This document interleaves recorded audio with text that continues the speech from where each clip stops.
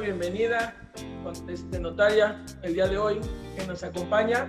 Somos un grupo de profesionales inmobiliarios, el cual estamos buscando siempre desarrollarnos para poder adquirir estos clientes potenciales que hoy necesitamos para seguir incrementando nuestras ventas. Gracias por estar el día de hoy. El objetivo es que nos ayude a resolver dudas que tenemos referente, usted sabe, ¿no? Impuestos, si son condonaciones, cómo transmitir las propiedades, qué onda con los honorarios, por qué sí, por qué no, por qué tanto, cuánto es lo menos, que pasamos día con día en las operaciones. Entonces, agradeceré mucho el tiempo que hoy nos brinda y bueno, es usted bienvenida. Muchas gracias, Jorge. Háblame de tú, por favor. Pues gracias por la invitación. Bienvenidos a todos.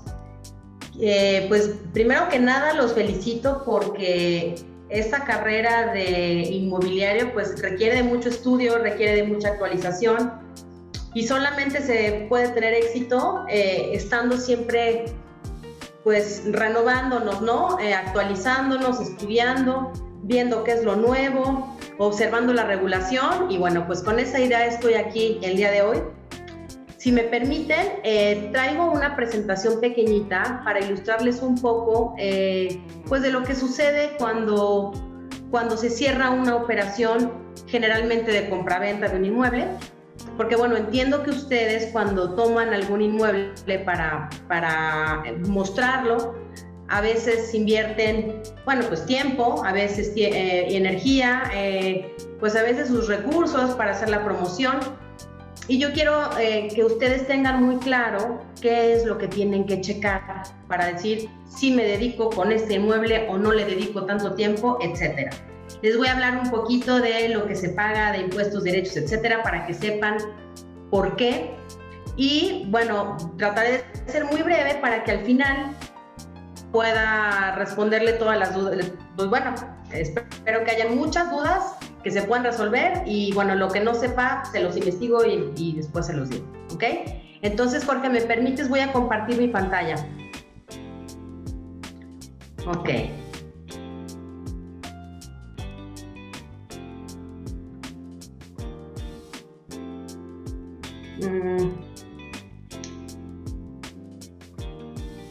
Listo, ya la vemos. Muy bien. Bueno, pues vamos a empezar. Vamos a hablar de la transmisión de inmuebles. Me voy a basar casi en todo en el Código Civil del Estado de México, porque soy notaria del Estado de México, pero los códigos civiles locales de todas las entidades federativas son muy similares, realmente varían muy poquito y pues vamos a hablar también de impuestos federales, entonces todo esto nos va a servir a todos.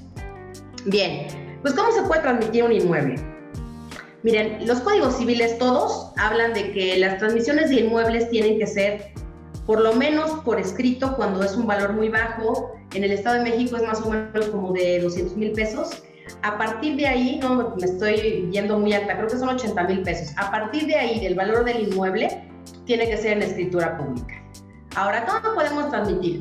Generalmente, pues conocemos por compraventa, ¿no? Pero también podemos transmitir por donación, por dación en pago. Dación en pago es cuando yo pedí prestado un crédito, ya sea una institución o algo particular, me prestaron dinero y como no pagué, voy a dar un inmueble. También se puede transmitir por herencia o por legado y por otras vías, como es la vía judicial y que posteriormente se protocoliza ante notario.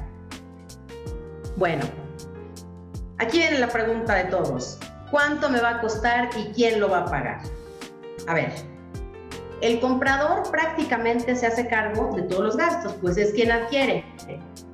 ¿Qué gastos tenemos? Bueno, pues hay que pagar los derechos que cobran las instituciones por expedirnos certificaciones y certificados. ¿Qué certificaciones son las que normalmente pedimos? Bueno, la certificación de no adeudo de agua, la certificación de no adeudo de predial, de no adeudo de mejoras y de clave y valor catastral. ¿Por qué la solicitamos? Porque esta certificación de clave y valor catastral nos va a dar un valor fiscal que se puede tomar como referencia para la operación. Todas las otras certificaciones las necesitamos porque cuando se firme la operación y se paguen los impuestos, nos van a solicitar como requisito que presentemos todas esas certificaciones.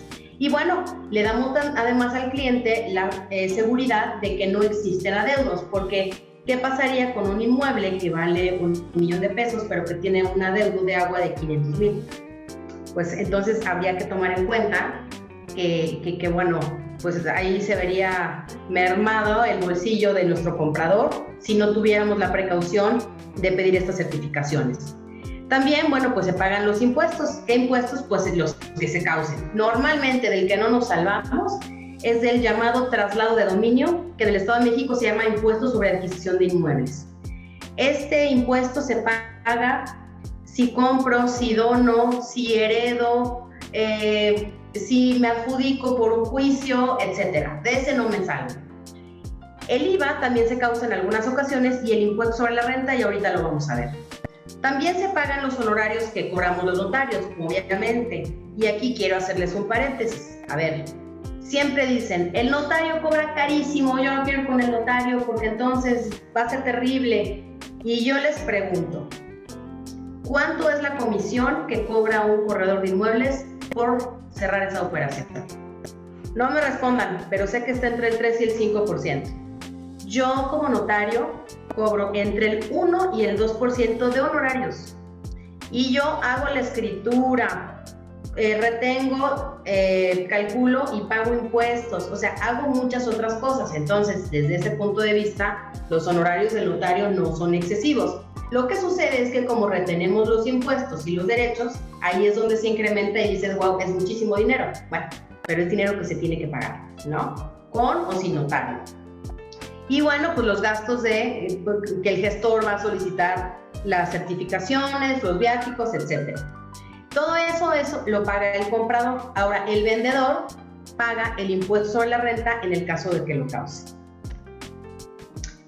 ¿Por qué pagamos impuestos? Pues a nadie nos gusta, pero el artículo 31 de la Constitución nos dice que es obligación de los mexicanos contribuir a los gastos públicos, así de la Federación como del Distrito Federal o del Estado y municipio en que residan. Pues ni modo, así es como pagamos predial, pagamos muchos impuestos.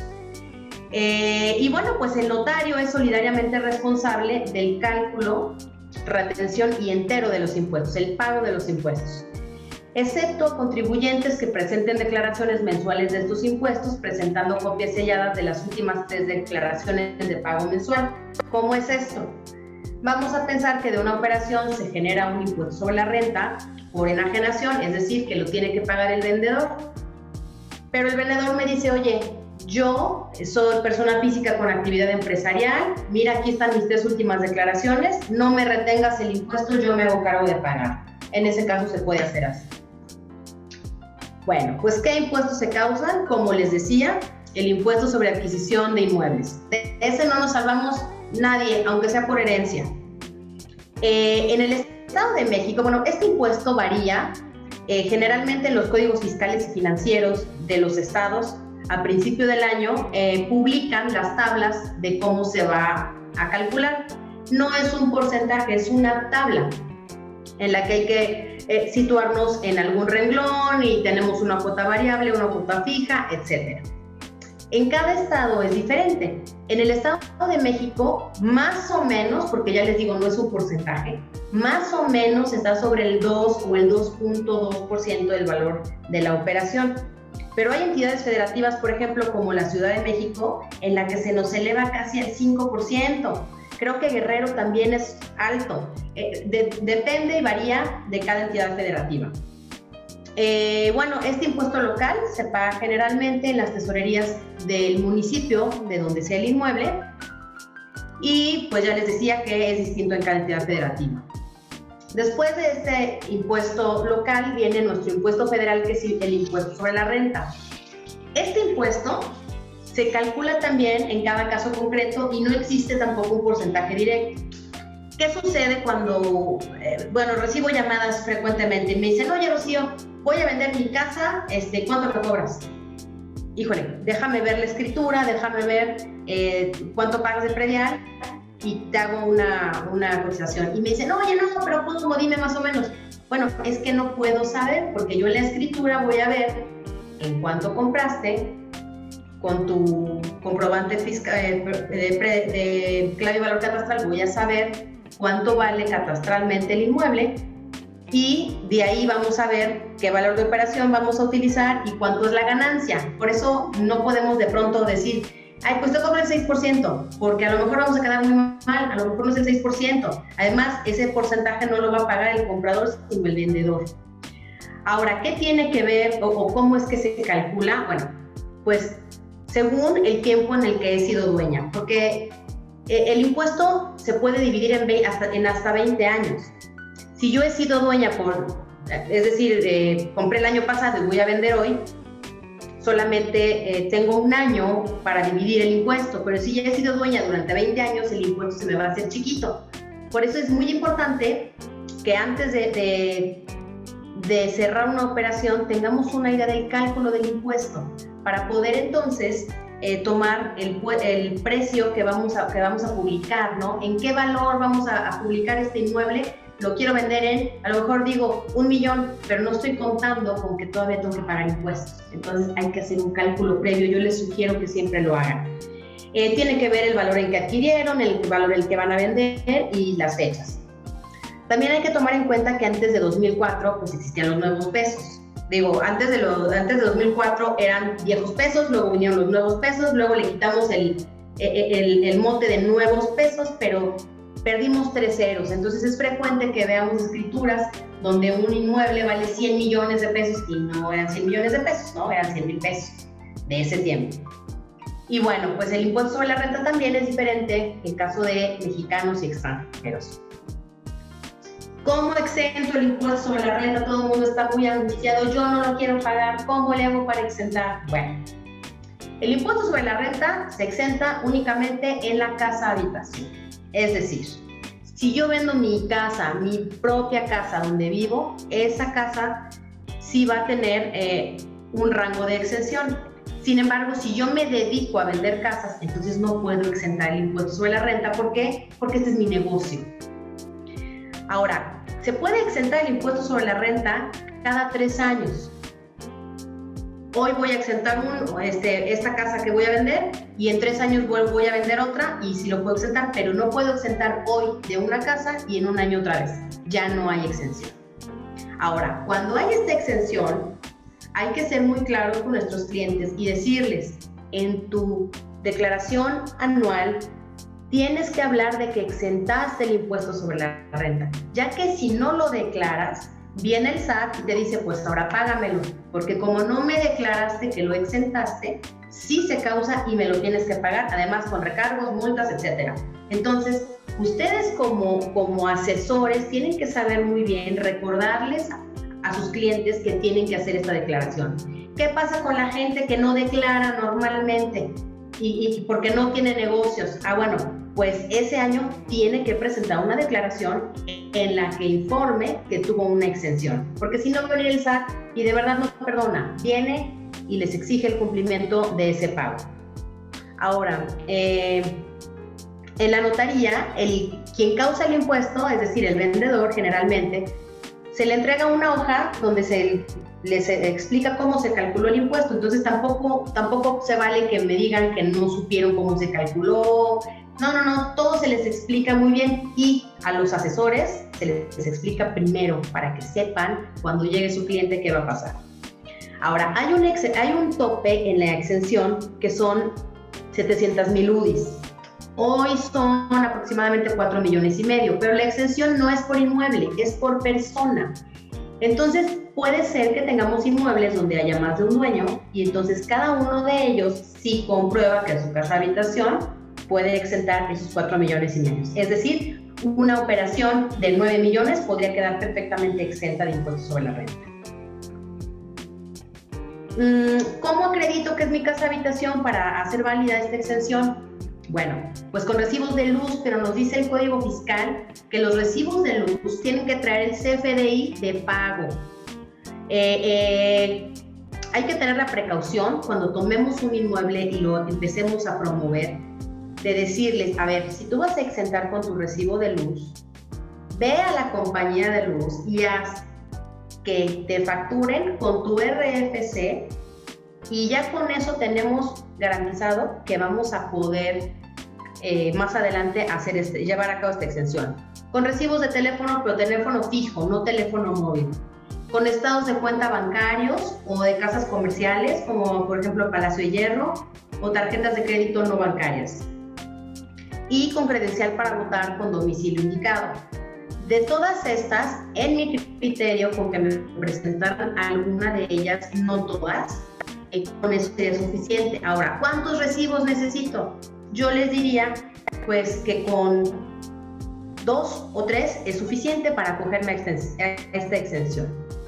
Ahora, además de esto, tenemos la bondad de que estos documentos pueden estar a nombre de quien exenta el impuesto, o de su cónyuge, o de sus padres, o de sus hijos. Entonces ahí se nos abre un poco el panorama. Lo que sí es muy importante es que estos documentos traigan el domicilio tal como viene en la escritura, porque luego nos sucede que la escritura dice lote 2, manzana 5, y el recibo me dice calle Benito Juárez 21, y en ese caso no hay identidad. Aunque me digan, se lo juro por Dios que es el mismo inmueble, bueno, para el fisco no lo es. Entonces, cuando ustedes armen la carpeta de su cliente, revisen que los comprobantes con los que pretendan exentar el impuesto sobre la renta tengan el domicilio tal cual viene en la escritura. Ya les había dicho que solo se puede exentar cada 3 años. Ahora, además de la exención, también existen deducibles. ¿Qué se puede deducir? Bueno, puedo deducir los honorarios del notario de cuando compré la casa. Puedo deducir todas las mejoras que le hice al inmueble, pero mediante facturas. Obviamente, también el notario nos debió de haber dado su factura o recibo de honorarios. ¿Qué se puede deducir también? Las comisiones y mediaciones. Ojo, si sus clientes les piden su recibo de honorarios por la comisión, debo decirles que están en la obligación de entregarlo. Entonces, si ustedes piensan no entregar recibo de honorarios, páctenlo desde un inicio con ellos, porque los honorarios de ustedes para ellos son deducibles. Y bueno,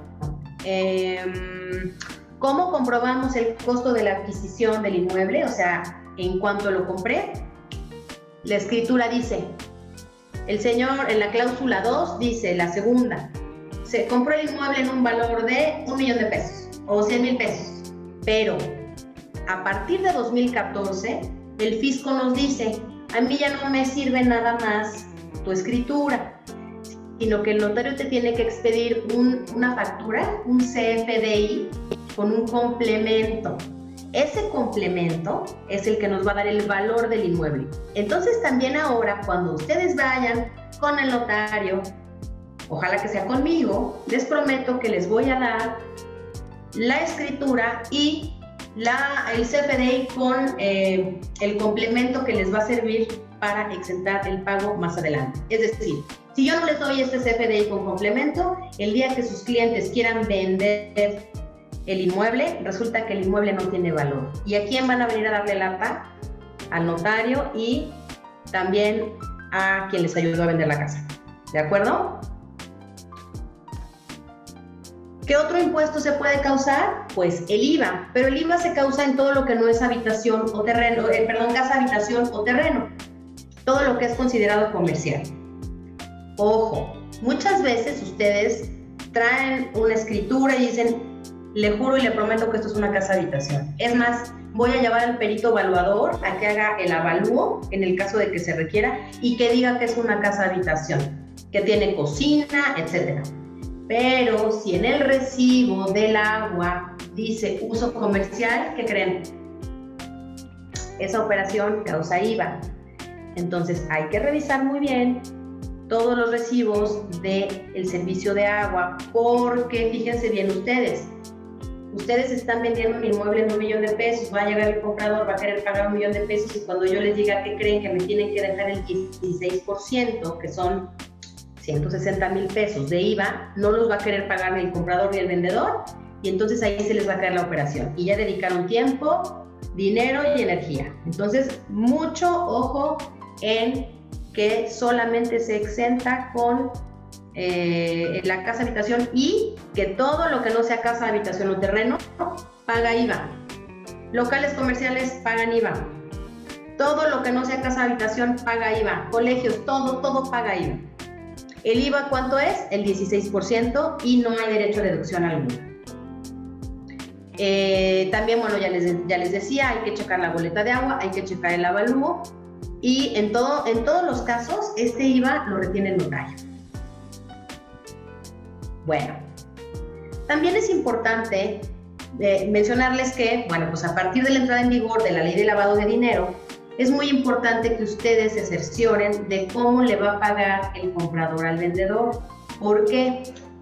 Pues porque a raíz de la entrada en vigor de esta ley hay que acreditar el pago. Es decir, hay que explicarle al SAT, a la UIF, que es la Unidad de Inteligencia Financiera, cómo le pagué. Y no se vale en efectivo. En efectivo hoy se permiten como 680,000 pesos. A lo mejor me estoy equivocando en la cifra, ahorita se las doy correcta. Pero más arriba de esa cifra tiene que ser todo bancarizado. Ojo, muchas veces traen ustedes un súper terreno o un inmueble enorme, ¿no? Un edificio, 20 millones de pesos y dicen, oigan, los vamos a pagar en efectivo. No agarren esas operaciones, no se van a poder concretar. Aún jugando con los valores y tomando el valor más bajo para hacer la escritura, ¿qué creen? Hay que acreditar los pagos. Y no hay notario que les vaya a permitir no acreditar los pagos porque se va al bote el notario y no porque ninguno tenga ganas de ponerse en ese supuesto por no tener la precaución de acreditar el pago. El pago se acredita con SPEI, transferencia, cheque certificado, comprobante de depósito. No en efectivo, por favor, chicos. No funciona el recibo a mano de ya me pagó, me dio... No, eso no funciona. Todo tiene que ser bancarizado. También, a raíz de la entrada en vigor de esta ley, pues hay que proporcionar los datos de las personas que adquieren y que compran. Entonces, ustedes, desde que toman el inmueble, pídanle a su cliente su identificación oficial, CURP y RFC. Oye, que no tengo RFC, pues tienes que tener si vas a comprar y vas a vender, ¿ok? Tomen estas precauciones, porque en el tiempo que ustedes se dedican a mostrar el inmueble, sus clientes pueden ir poniendo en orden todo lo que no tenían en orden. Por decirles un ejemplo, resulta que no tienen comprobantes para exentar. Bueno, pues es el momento. Vamos a sacar una línea de teléfono para que nos empiecen a expedir los comprobantes a nombre del vendedor y pueda gozar de la exención. O vayan al INE y cambien o sea, pongan al día el domicilio. O vayan a la compañía de luz y pidan que les den el RFC y toda la historia que ya les hice anteriormente. Pídanles que tengan el CURP, pídanles que tengan el RFC, pídanles que la identificación con la que van a comparecer esté vigente. Me ha pasado tristemente que hay compañeros que de pronto se dedican a mucho tiempo a correr un inmueble y de pronto el día que ya viene la firma se dan cuenta que la identificación no está vigente. Y aparte hay pandemia, entonces el INE pues está cerrado y no hay citas para pasaportes y entonces se nos cae la operación o se nos retrasa. Entonces, desde que ustedes inicien, revisen que la identificación esté vigente y váyanla revisando en el tiempo, porque si tiene una vigencia corta, para que la vayan renovando. ¿Qué debo prever como corredor de inmuebles? ¿Qué debo prever como profesional de esta carrera? Pues primero hay que solicitarles. A ver, yo voy a mostrar tu inmueble. Quiero ver la escritura. ¿Por qué quiero ver la escritura? A mucha gente le da mucho miedo, dicen no te quiero enseñar la escritura. A lo mejor no es necesario que les entregue la original, pero sí es necesario que les enseñen la escritura o el título de propiedad. Desgraciadamente, pues esta industria del robo de inmuebles está pues terrible y muy de moda. Entonces, hay gente que renta un inmueble y estando ocupándolo, muestra el inmueble y dice, mira, esta es mi casa, yo la vendo. Pero resulta que no es el dueño, es simplemente un arrendatario y que no te dio la escritura porque no la tiene. Y entonces tú ya te dedicaste no sé cuánto tiempo a mostrar el inmueble, pero peor aún, si firmaste un contrato privado y tu comprador dio un anticipo, pues ¿qué crees? Eso va a ser un fraude. Y seguramente te van a venir a molestar a ti y te van a decir, tú me trajiste al cliente. Entonces hay que cerciorarse de que tengan una escritura, que la escritura esté inscrita en el registro público de la propiedad. Oye, que no tienen escritura porque tienen una sentencia, también se vale una sentencia, solamente que hay que revisar muy bien la sentencia, donde que diga que esa sentencia hace las veces de título de propiedad, porque hay sentencias que todavía hay que protocolizar ante notario e inscribirlas en el registro público. Si esta sentencia no requiere protocolización ante notario, sí requiere inscripción en el registro público. Mucho ojo, no los vayan a engañar. Tienen que pedir, como les digo, los pagos de predial y de agua, porque tienen que estar al corriente. Si no están al corriente, la venta no se puede hacer, porque no es posible hacer el pago del impuesto sobre adquisición de inmuebles cuando haya deudos de predial o de agua. Entonces, muchas veces, ¿qué sucede? Firmamos un contrato privado y con el anticipo que les dan, se pone al corriente en agua y predial. Eso se vale y eso sucede, pero ustedes tienen que saber que para concretar la operación, esto tiene que estar al corriente. Pídanles el CURP, pídanles el RFC, su identificación oficial, vayan checando deducibles para ver si vas a poder gozar de la exención o tenemos tiempo para organizarlo o no vas a poder tener exención, y pídanles un correo electrónico. Que no tienen, pues que se generen un correo electrónico, porque el SAT nos va a pedir forzosamente un correo electrónico. Y bueno, pues si tienen lista toda esta documentación, yo les aseguro que estarán cobrando su comisión en muy poco tiempo, cerrando muchas operaciones, y pues les deseo un muy feliz desempeño, que tengan muchas ventas, que ganen mucho dinero, porque de eso se trata, de cobrar y de cobrar bien y de hacer muy buen negocio. Y bueno, pues estoy abierta a sus dudas y a sus preguntas.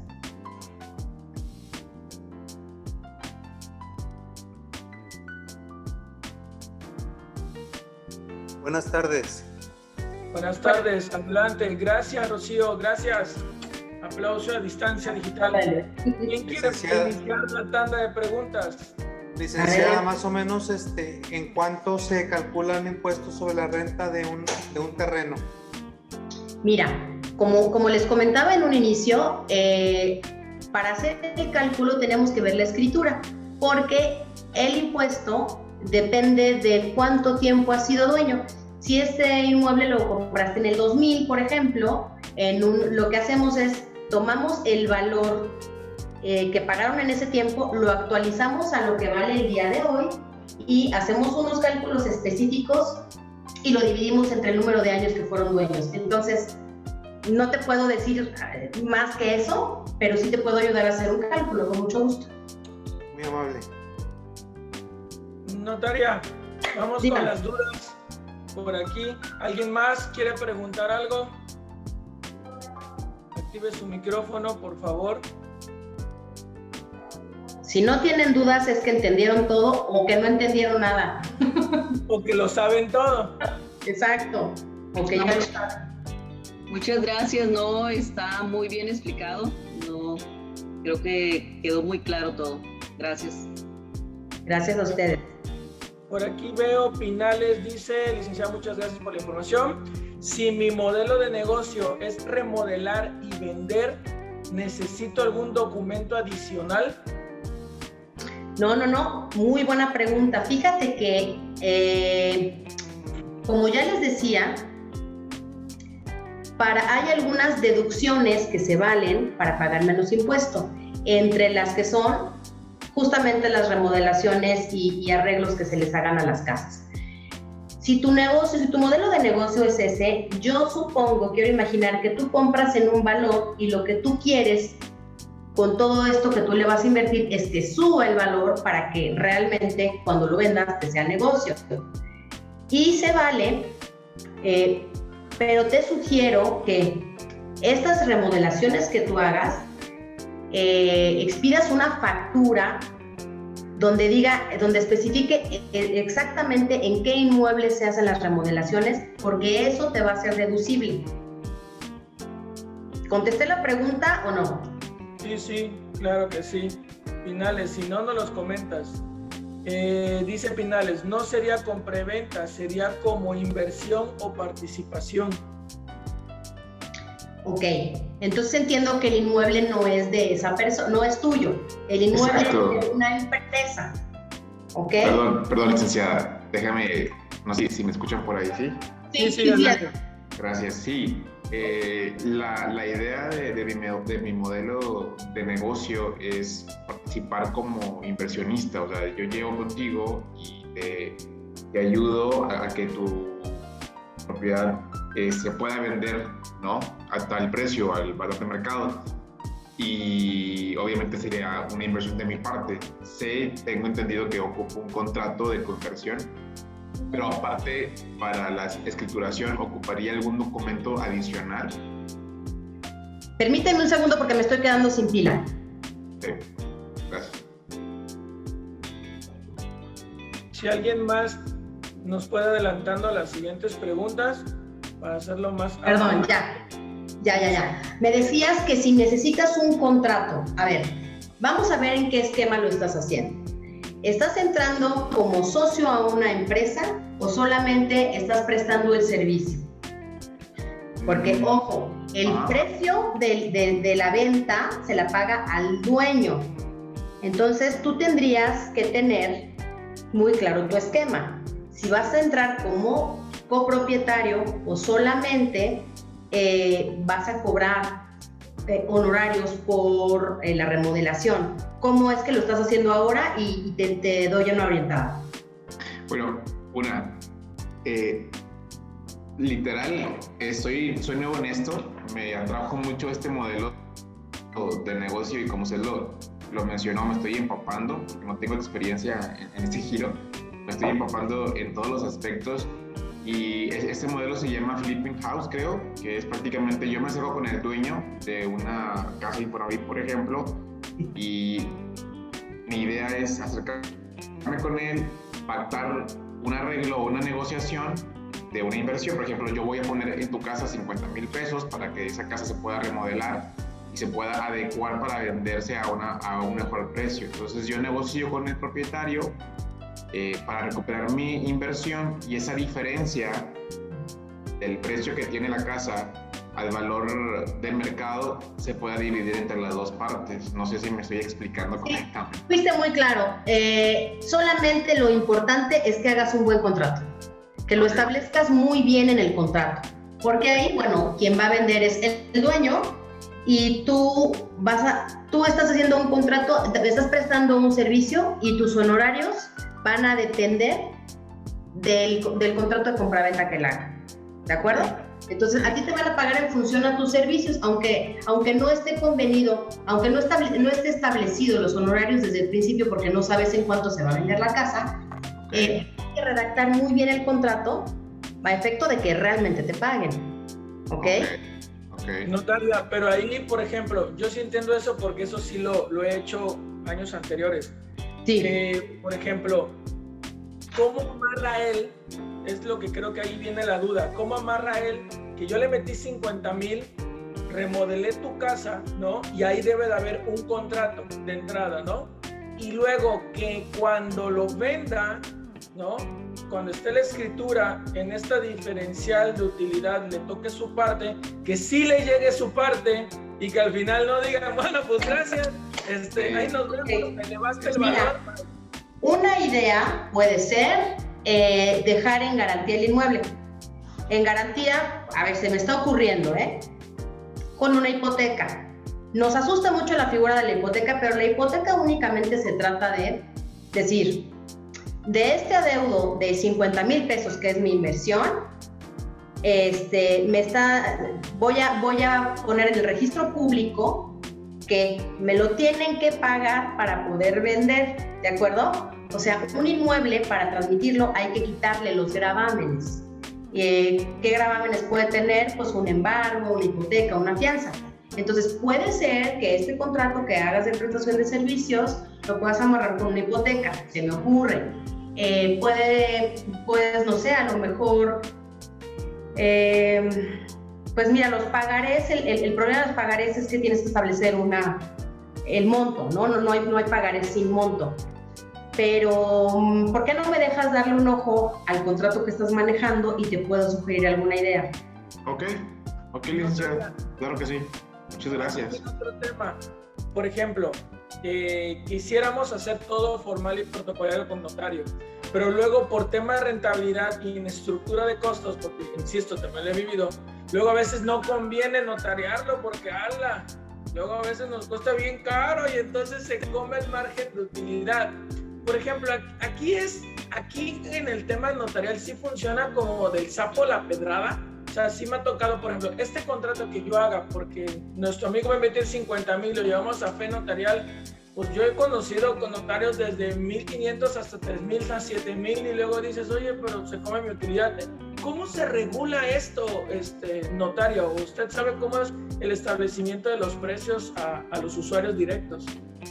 Mira, en cada entidad federativa hay una tabla que se publica también en el Código Financiero, que es el arancel que sugieren a cada notario. Un contrato como el que me está refiriendo, no recuerdo el nombre del compañero, a ver, no tiene que ser un contrato caro, no tiene que mermar tu utilidad.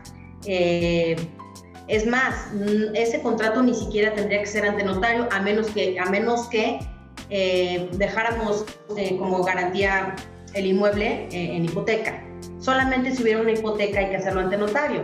Si no, bueno, pues hay muchos despachos que les pueden hacer el contrato. Ahora, quítate de la cabeza esa idea de que voy con el notario y es carísimo. Ya les expliqué que sí hay que pagar pues los impuestos, no hay más.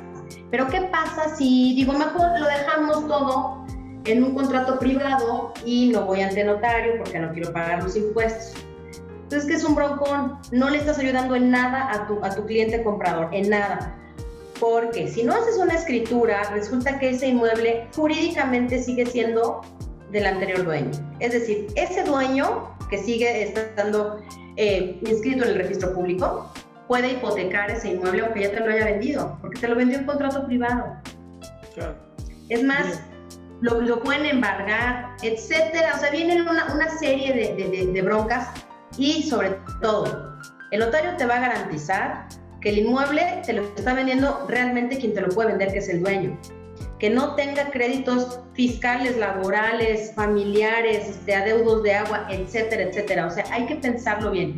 Sí se valen hacer contratos privados, claro, pues es el comercio y es el día a día, pero sepan muy bien los riesgos. Yo jamás les sugeriría pagar el precio completo de un inmueble en un contrato privado, pero para nada, porque les prometo que los van a defraudar. Ok, gracias. Seguimos rápido con las preguntitas. Si puede repetir otra vez el tema de los temas comerciales, locales, propiedades comerciales que sí pagan IVA y cuáles no, por favor. Ok. Todo paga IVA, excepto la casa habitación y los terrenos. Fuera de eso, todo lo demás paga IVA. Por ejemplo, dice aquí, cuando es el porcentaje que paga el vendedor de ISR por la venta, ¿cuánto es el porcentaje que paga el vendedor de ISR por la venta de su propiedad? ¿El vendedor? El vendedor, les voy a explicar por qué el vendedor paga el impuesto sobre la renta. Porque el vendedor está teniendo una ganancia. El impuesto sobre la renta lo que grava es la ganancia. Entonces, si yo compré hoy un inmueble en 100 pesos y lo voy a vender mañana en 200, estoy teniendo una ganancia de 100 y sobre ese 100 voy a pagar el impuesto. ¿Cuánto es el impuesto? Pues les repito, hay tablas, hay que calcular a caso concreto. En el caso normal, regular de los inmuebles, tenemos que atender a la fecha en la que compraron, porque no voy a pagar el mismo impuesto por 100 pesos que estoy ganando si compré hace 10 años que si compré hoy. Porque si compré hace 10 años, esos 100 pesos que tengo de ganancia se van a repartir entre esos 10 años y entonces ya me va a quedar una ganancia de 10 pesos. Y sobre 10 pesos voy a pagar el impuesto, que a lo mejor van a ser 3 pesos o 2 pesos o 0.5 pesos. Entonces todo depende del título de propiedad. Hay que hacer un cálculo previo. Ok, listo, ya quedó más claro.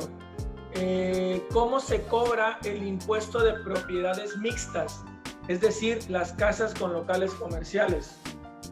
Ok, son dos inmuebles diferentes. Un inmueble es la casa y otro inmueble es el local comercial.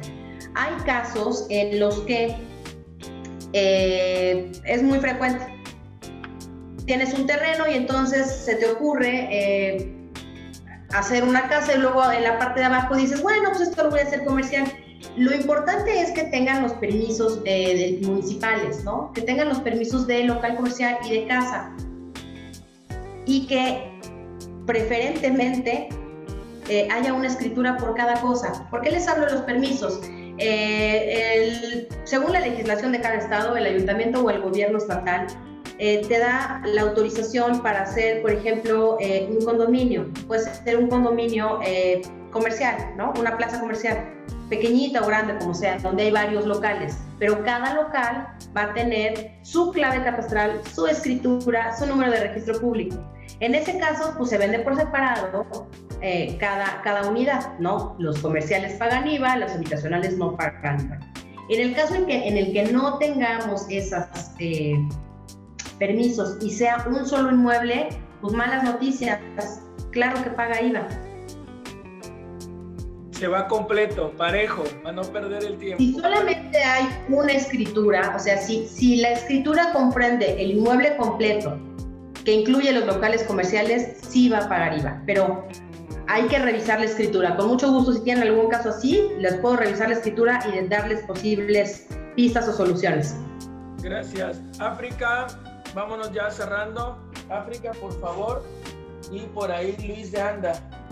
Hola, ¿qué tal? Buenas tardes. Yo tengo dos preguntas. Licenciada, ¿a partir de qué, de cuál es el monto o la diferencia o el punto de partida en el que se paga impuesto por adquisición?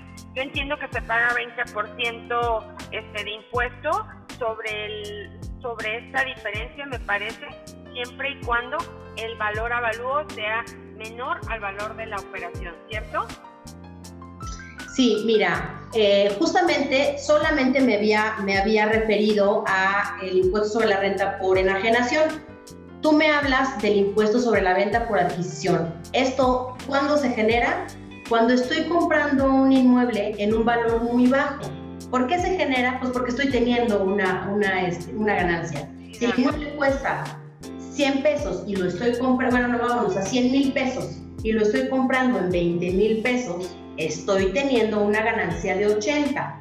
Sobre esa ganancia, efectivamente, se paga el 20% y no existen deducibilidades. Mi pregunta es, ahí va entonces a esto, ¿cuál es, a partir de un peso, se paga impuesto por adquisición o a partir de un porcentaje de utilidad? No. A ver, si es más abajo del 10%, es cuando se empieza a generar este impuesto. Ok, perfecto. Y mi segunda, gracias.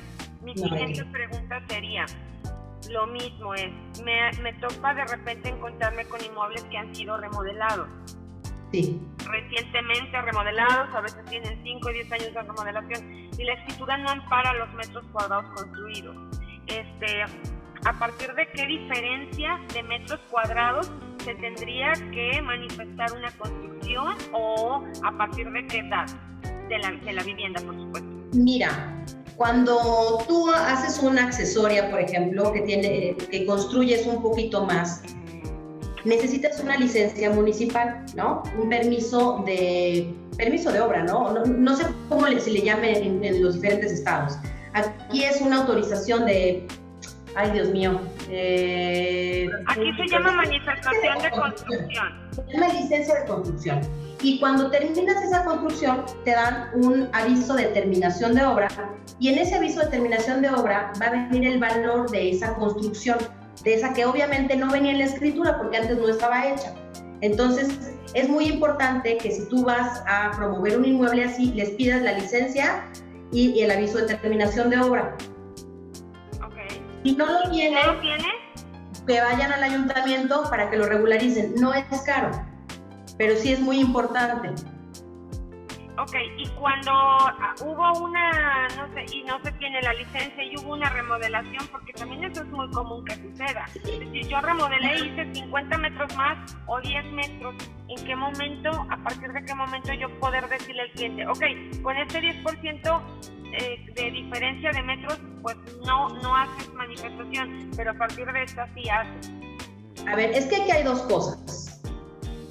Una relativa al valor del inmueble, ¿no? El inmueble, cuando tú solicites la certificación de clave y valor catastral, seguramente van a hacer una visita, si no es que ya tienen al corriente el catastro, y te van a reportar la realidad de metros del inmueble. Y entonces ya sea que puedas solicitar la terminación de obra para que en la escritura se pueda consignar. O sea, primero es el valor que va a tener el inmueble, porque te lo va a reportar. ¡Mi amor! Y dos, para que el registro público puedan tomar nota de que creció el inmueble, ya no son 100 metros, son 150, forzosamente te van a pedir ese aviso de terminación de obra donde dice exactamente el metraje y el valor. ¿Desde cuántos metros? Pues desde uno. Desde uno. Perfecto. Tú vas a vender según el metraje que tengas construido, ¿no? Bien, gracias. Seguimos, Luis, por favor. Y ya nos vamos. Porque nos va a costar muy caro la hora aquí de la notaria. Para nada. Luis. Gracias. No, bueno, realmente, bueno, buenas tardes a todos. ¿Me escuchan? Sí. Hola. Hola, ¿me escuchan? Sí. Sí, no, realmente no, bueno, levanté la mano, pero para, era una pregunta que ya pasó hace tiempecito atrás, pero bueno, aprovecho para mandarle un saludo a la maestra. Ay, saludos, Luis, muchas gracias, qué gusto que nos pudiste acompañar. Gracias, Luis. Continuamos entonces. Bueno, ventas, comparte su experiencia y sí, hay que ir al registro público de la propiedad y ahí anexar lo construido. Bueno, pues, Ernesto, usted me pregunta si esa ganancia puede facturarse para ser deducible. No sé a qué te referías. No sé si tengas ahí para ya aclarar y si no, damos por finalizado. Debe de hablar de la ganancia que hay cuando hay remodelación. Sí, por supuesto, les decía que eso es deducible. Entonces, es importante que siempre facturen o tengan recibos de las remodelaciones.